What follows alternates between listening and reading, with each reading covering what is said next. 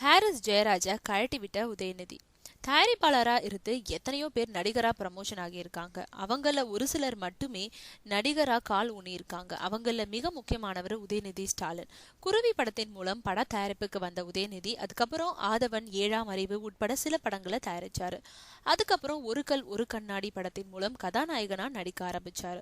பிறகு இது கதிர்வேலன் காதல், நண்பேண்டா ஆகிய படங்கள்ல நடிச்சாரு. நண்பேண்டா படத்தை தொடர்ந்து இப்போ மான் கராத்தே திருக்குமரன் இயக்கும் கெத்து படத்துல நடிச்சுக்கிட்டு இருக்காரு. இந்த படத்துக்கு பிறகு ஜாலி LLB ஹிந்தி படத்தோட ரீமேக்ல நடிக்க இருக்காரு. என்றென்றும் புன்னகை படத்தோட இயக்குனரான அகமது இந்த படத்தை இயக்குறாரு. இந்த படத்துல உதயநிதிக்கு ஜோடியா ஹன்சிகா மோத்வானி நடிக்கிறாங்க.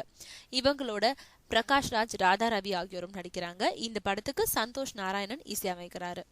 உதயநிதி இது வரைக்கும் தயாரிச்ச படங்களுக்கு மட்டும் இல்ல, அவர் ஹீரோவா நடிச்ச எல்லா படங்களுக்கும் ஹாரிஸ் தான் இசையமைப்பாளர். ஹாரிஸ் இசையமைப்புல உதயநிதி நடிச்ச இது கதிர்வேலன் காதல், நண்பேண்டா 2 படங்கள்லயுமே பாடல்கள் ஹிட் ஆகல. அதனால ஹாரிஸை தூக்கிட்டு சந்தோஷ் நாராயணனோட கூட்டணி அமைச்சிருக்காரு உதயநிதி.